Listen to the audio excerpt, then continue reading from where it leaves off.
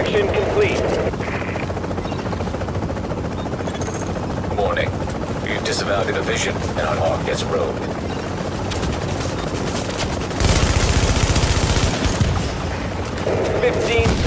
Extraction has been sabotaged. We've lost the package.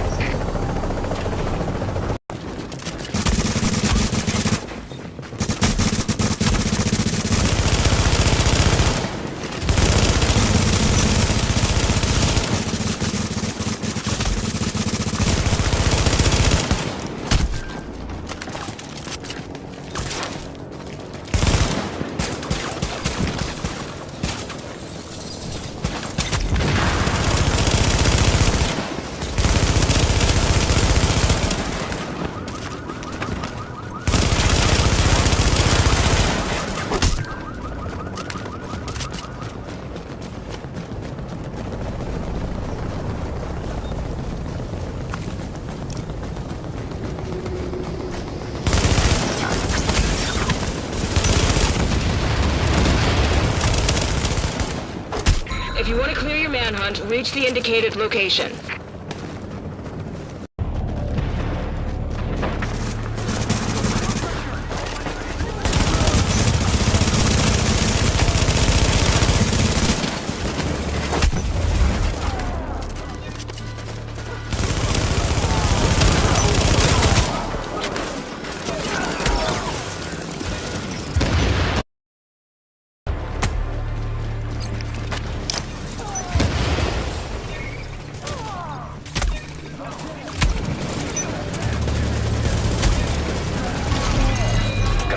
Rogue status no longer Active in your vicinity.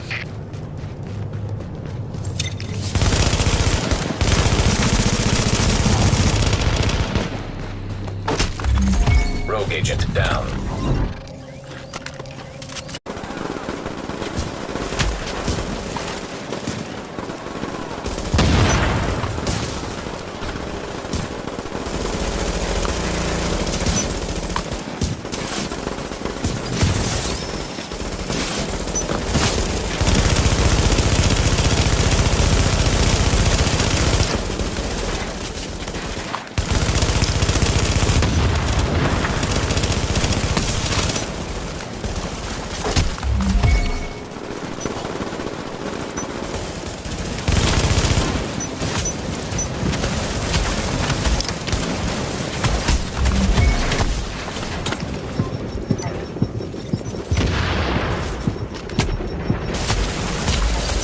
Rogue agent down.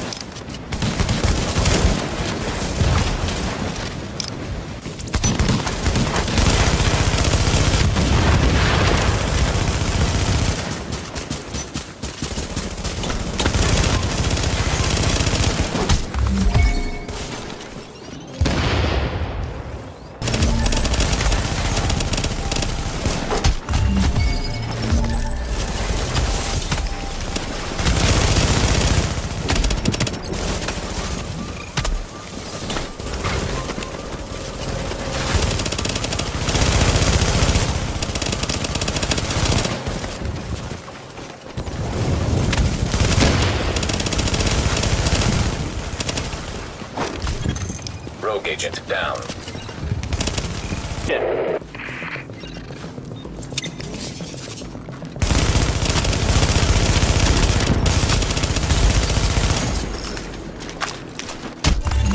Rogue agent neutralized.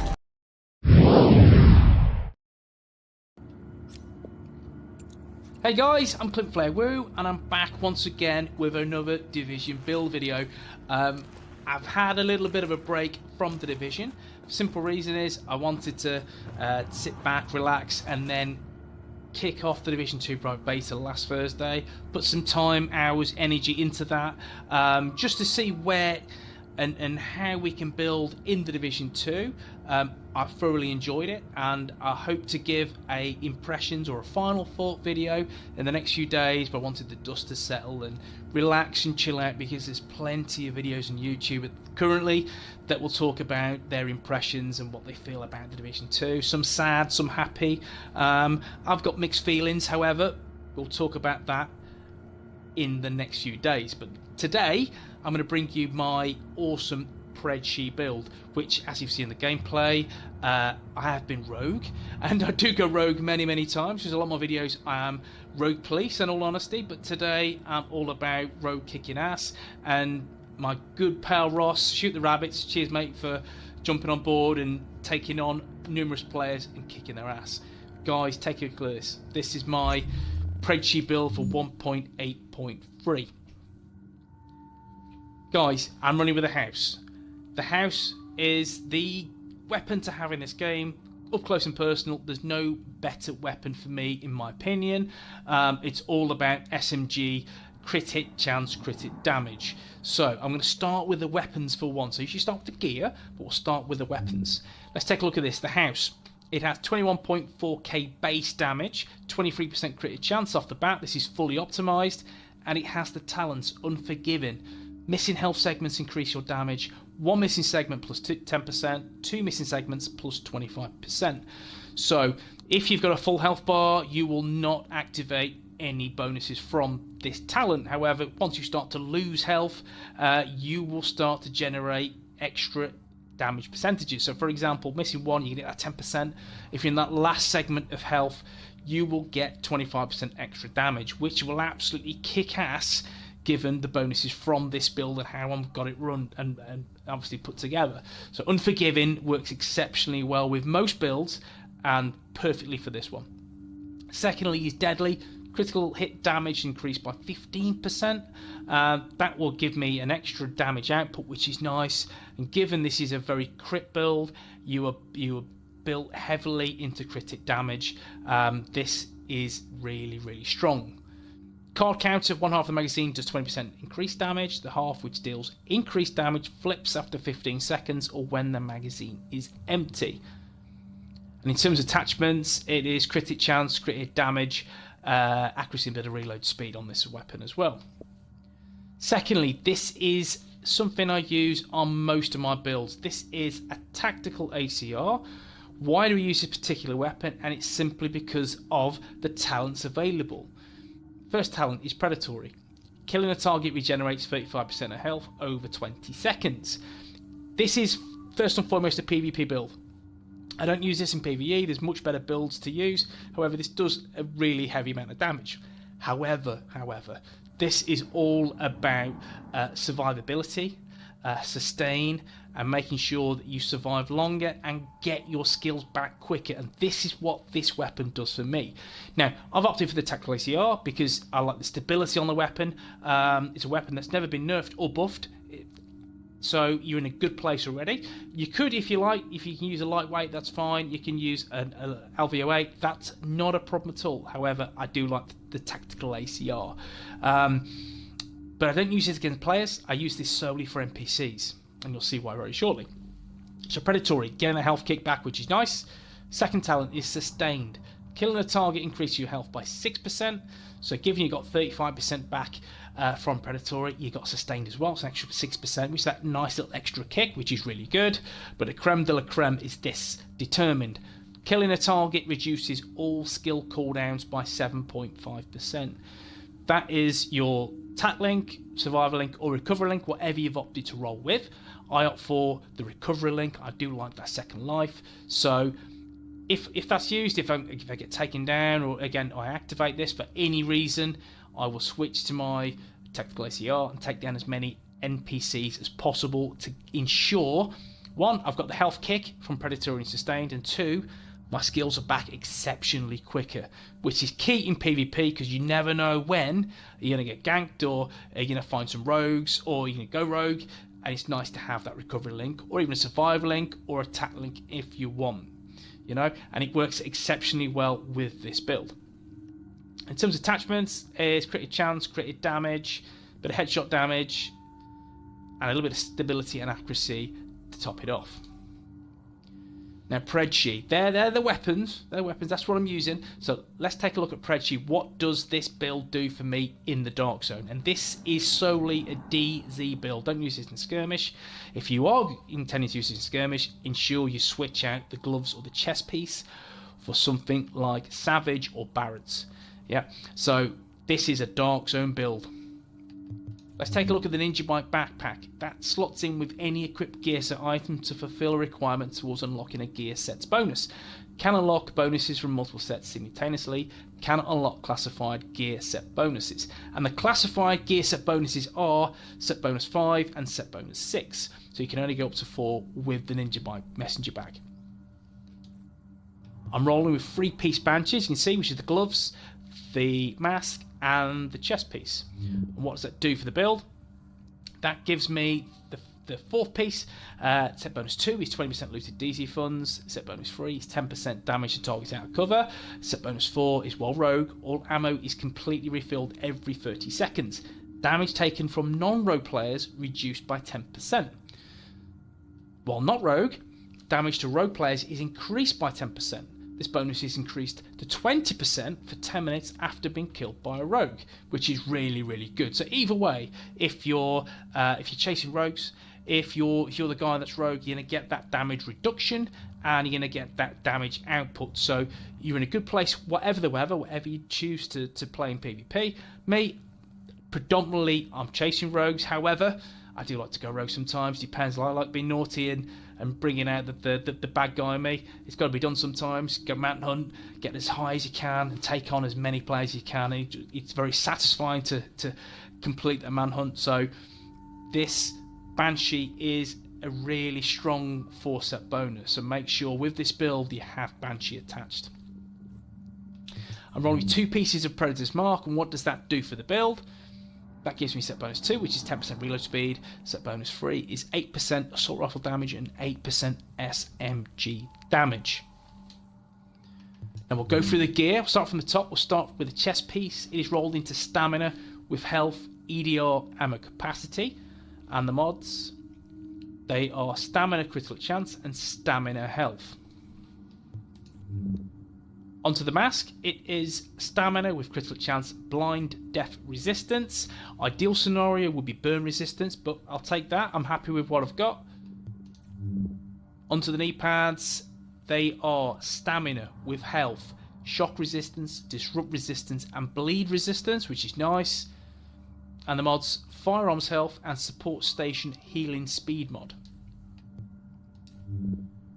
Onto the holster, it's a Pred-Mark holster, which is critical hit chance, and a support station healing speed performance mod. And the gloves, it is firearms with critical hit damage, SMG damage, and critical hit chance. Finally, the Ninja Bike backpack.